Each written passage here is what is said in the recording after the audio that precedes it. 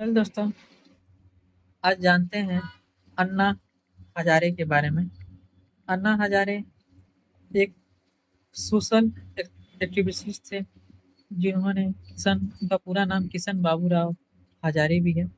आज इस वीडियो में उन्हीं अन्ना हजारे के बारे में बात करते हैं, जो एक भारतीय सामाजिक कार्यकर्ता थे जिन्होंने ग्रामीण विकास को बढ़ावा देने, सरकारी पारदर्शिता बढ़ाने और सार्वजनिक जीवन में भ्रष्टाचार की जांच करने और उसे दंडित करने के लिए आंदोलन का नेतृत्व किया था।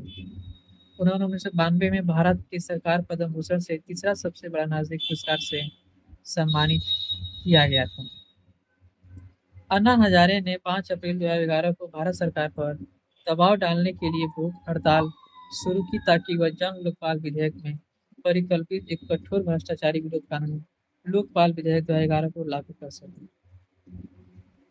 अन्ना हजारे जी का मेन मुद्दा था भ्रष्टाचार को खत्म करना और भ्रष्टाचार के खिलाफ कड़े नियम निकालना।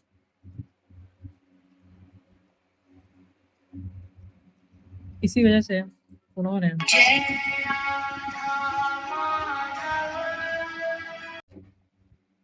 अन्ना हजारे ने लोकपाल विधेयक इसीलिए बनवाना चाह रहे थे, इसीलिए वो विधेयक पारित करना चाहते थे ताकि जितने भी भ्रष्टाचारी थे, जो बहुत सारे भ्रष्टाचार कर रहे थे, उनके खिलाफ कड़ी कार्रवाई हो सके। अन्ना हजारे बहुत ही पूर्ण विचार के इंसान थे। उन्होंने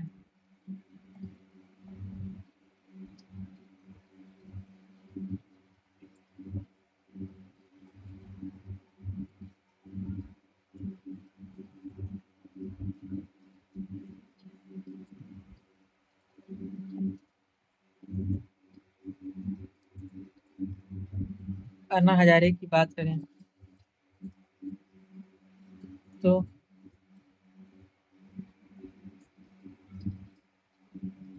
अन्ना हजारे लोकपाल विधेयक को पारित करने के लिए बहुत वक्त तक कौन है बहुत वक्त तक उन्होंने अनशन किया था।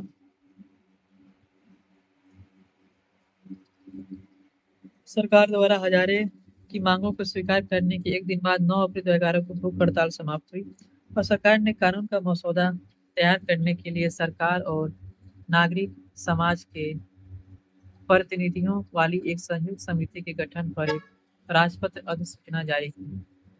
फॉरेन पॉलिसी ने उन्हें 2011 में शीर्ष 100 वैश्विक विचारकों में शामिल किया। इसके अलावा 2011 में हजारे को एक राष्ट्रीय दैनिक समाचार पत्र द्वारा मुंबई में सबसे प्रभावशाली व्यक्ति के रूप में स्थान दिया गया था। उन्हें न्याय पर अपने सत्तावादी विचारों के लिए आलोचना का सामना करना पड़ा है, जिसमें भ्रष्ट सार्वजनिक अधिकारियों के लिए सजा के रूप में मौत और परिवार नियोजन की एक विधि के रूप में जबरन नसबंदी के लिए कथित समर्थन शामिल है।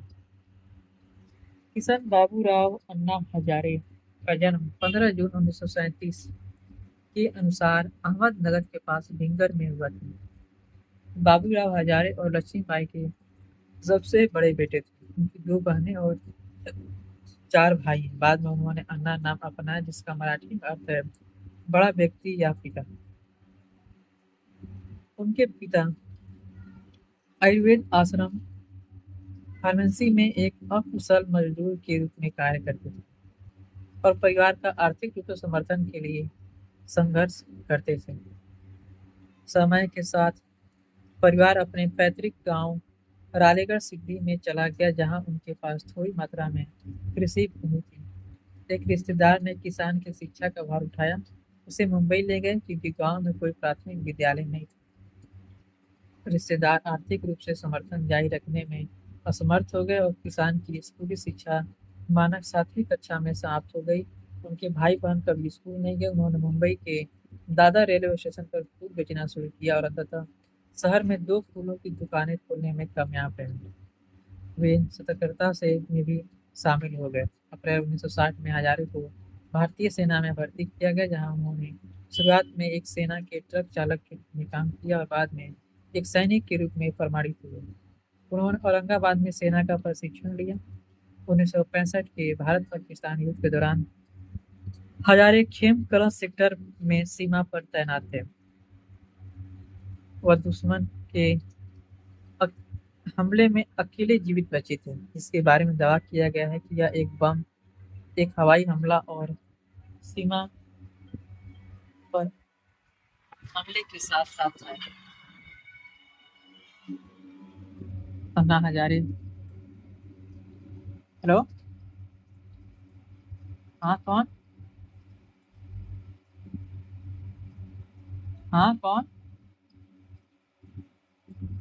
चाची। प्रणाम चाची। रुपए देते हैं। अन्ना हजारे बहुत ही प्रभावशाली व्यक्ति थे। उन्होंने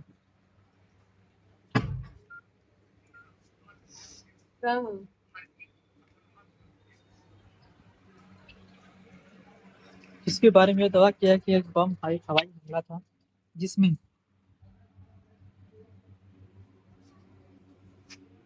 जब वह एक ट्रक चला रहे थे, हवाई हमला और सीमा पर गोलीबारी थी। जब वह एक ट्रक चला रहे थे, उसके समय के अनुभवों और जिससे गरीबी से वह आए थे, उन्हें उसने उन्हें प्रभावित किया। उन्होंने एक समय आत्महत्या पर विचार किया, लेकिन इसके बजाय जीवन और मृत्यु के अर्थ पर विचार करने लगे।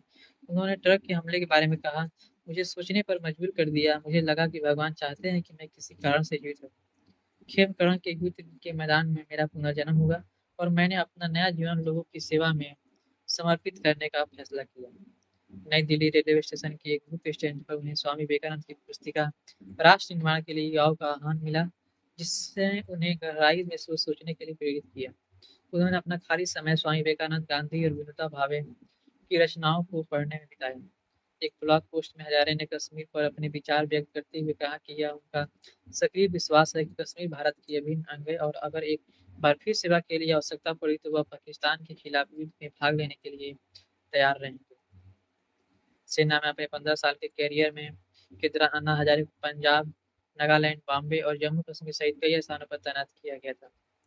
भारत पाक युद्ध के दौरान सेना के लिए गाड़ी चलाते समय हजारे एक सड़क दुर्घटना में बच गए। उन्होंने अपने बचने को इस बात का एक और संकेत माना कि उनका जीवन सेवा के लिए समर्पित था। वे नागालैंड के एक और बार बचने के लिए, जहां एक रात भूमिगत नागा विद्रोहियों ने उनकी चौकी पर हमला किया और सभी कैदियों को मार डाला। वे चमत्कारिक रूप से बच गए क्योंकि वे प्रकृति के पुकार पर वापस जाने के लिए बाहर आ गए थे।